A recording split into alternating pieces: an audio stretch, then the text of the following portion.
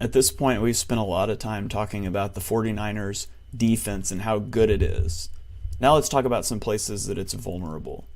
One of the places I think that it's really vulnerable is in the QB running game, specifically in the read option game. And so let's take a look at a couple plays here from the Cowboys. The first one, they're going to run sort of a mid-zone or a mid-read option. And so at the snap, we're going to get our tackle is firing to the second level. We're leaving this guy unblocked.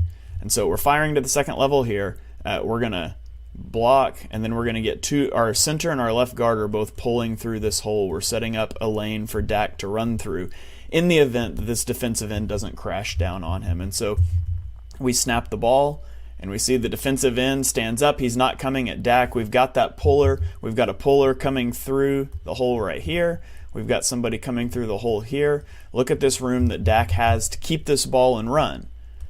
Except he doesn't. I mean, look at that. If Dak keeps this ball, he's got 2 blockers in front, and he's got 2 linebackers, and he's got yardage he can run. Dak should have kept this ball.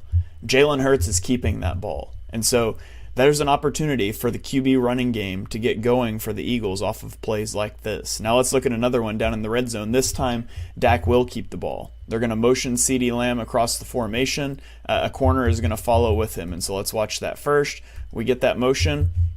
We're going to zone read right here. We've got the tight end coming across the formation. We're reading out this guy. Who does he take? He's going to dive down on Zeke.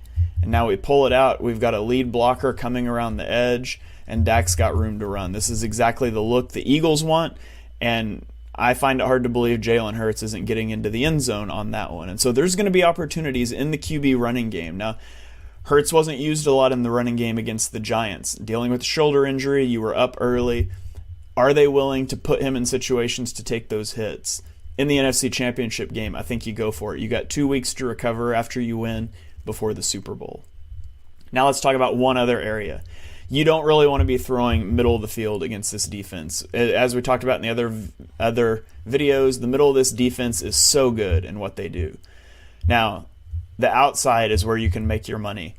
They play a lot of quarters defense, similar to the Eagles, which puts your cornerbacks on islands deep. They also play a lot of cover 1 man and cover 3 zone, both of which leave your corners on an island. And so in this play, we've got a single high safety, and this is just going to be a straight vertical route from CeeDee Lamb. And he's going to get behind this corner. Watch. Just up the field, boom, he's behind him. Ball is coming out from Dak. Look at the space that he's got here.